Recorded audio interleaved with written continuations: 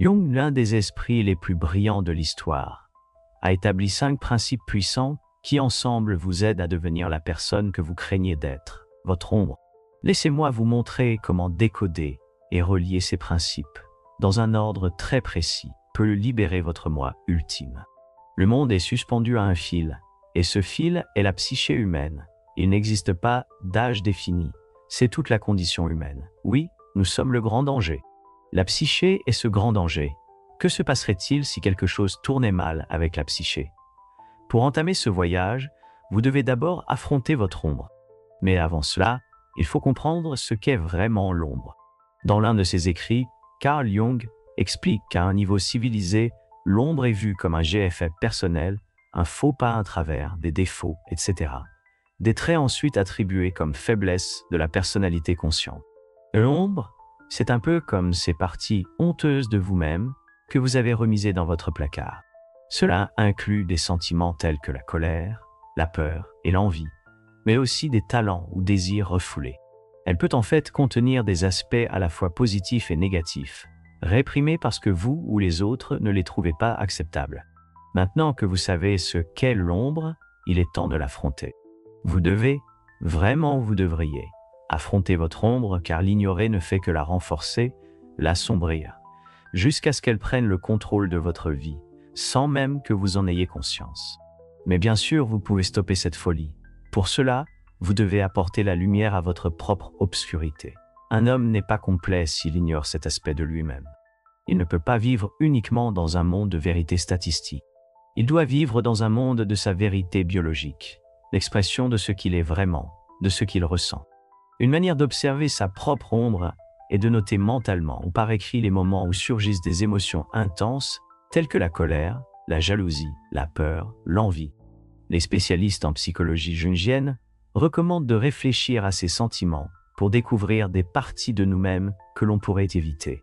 Et ne vous inquiétez pas, je partagerai certainement d'autres techniques intéressantes plus tard. Mais d'abord, félicitations, vous pouvez effectivement reconnaître votre ombre. C'est énorme. Cependant, cela reste inutile sans le principe suivant. Au fil du temps, on obtient une image complète. Et si l'on possède cette image complète, ainsi que la force morale requise, mais finalement c'est une question morale. L'homme met-il en pratique ce qu'il a appris ou non?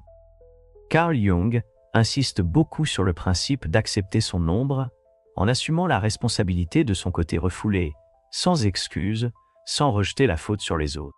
Une chose est sûre, un grand changement dans notre attitude psychologique est imminent, c'est certain. Pourquoi? Parce que nous avons besoin de plus. Nous avons besoin de plus de psychologie. Il nous faut mieux comprendre la nature humaine, car le seul vrai danger qui existe, c'est l'homme lui-même. Il représente le grand danger, et nous en sommes malheureusement inconscients. Nous ne connaissons rien de l'homme, bien trop peu. Sa psyché devrait être étudiée, car nous sommes la source de tout le mal à venir. Accepter la responsabilité signifie être authentique, être honnête avec soi-même concernant ses aspects sombres et refoulés.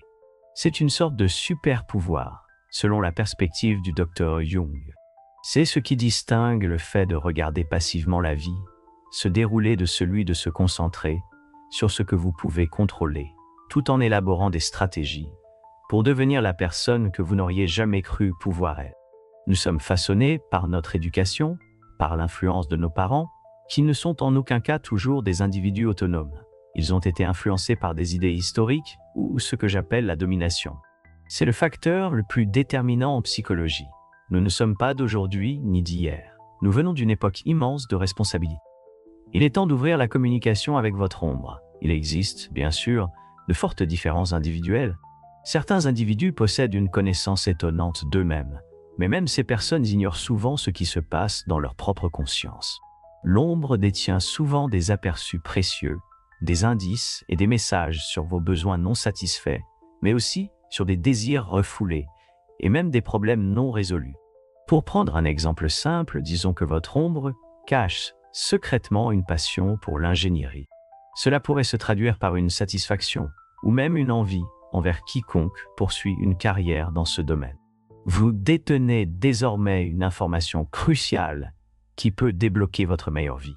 Mais voici le problème.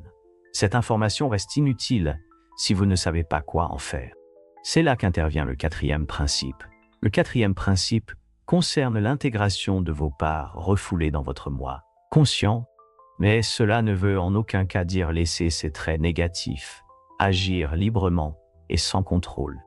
Il s'agit en réalité de les transformer et de les harmoniser au sein de votre personnalité.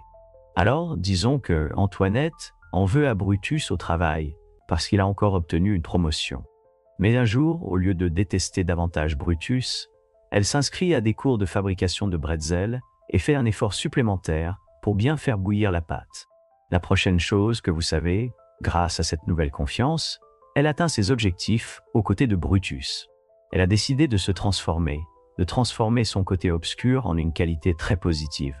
Antoinette connaît évidemment bien Jung et ça se voit. Jung a deux conditions importantes. L'une est l'influence de l'environnement et l'autre est la nature inhérente de la psyché telle qu'elle se forme. Le soi est vraiment un terme qui désigne l'ensemble de la personnalité, car la personnalité entière de l'homme est indescriptible. Sa conscience peut être décrite. Son inconscient ne peut pas être décrit parce que l'inconscient, je dois le répéter, est toujours inconscient. Pour utiliser cette clé et jeter un coup d'œil à votre inconscient à travers votre ombre, vous devez activer le principe numéro 5. D'un côté, ce principe concerne la transformation qui commence par les parties réprimées de vous-même qui sont reconnues et acceptées. Mais d'un autre côté, vous savez très bien que nous avons tous plusieurs aspects réprimés en nous. Nous devons vraiment en faire une habitude de faire face à nos côtés réprimés et de les intégrer pour garder cette épée bien aiguisée. Assurez-vous de consacrer du temps à réfléchir aux schémas récurrents et aux réactions émotionnelles fortes. Vous voulez vous demander quel est le côté réprimé de moi, ces sentiments essaient-ils de mettre sous les projecteurs ou de rejeter? Personnellement, je le fais seul, mais l'aide professionnelle reste toujours la meilleure option. En fait, j'ai récemment utilisé ces principes pour creuser un peu plus dans mes tendances à plaire aux autres. J'ai tellement réprimé ma nature directe pour maintenir cette dynamique professionnelle en paix. Donc, je pouvais garder le travail et survivre, et voilà, le besoin de plaire aux autres s'est amplifié et est devenu excessif. Mais ouais, c'est là où j'en suis en ce moment, en train d'essayer d'intégrer. J'espère, d'ailleurs, que vous vous offrez cette expérience. Vous la méritez vraiment. Il n'y a personne ni rien qui puisse vous la décrire, car elle est si unique pour chacun d'entre nous.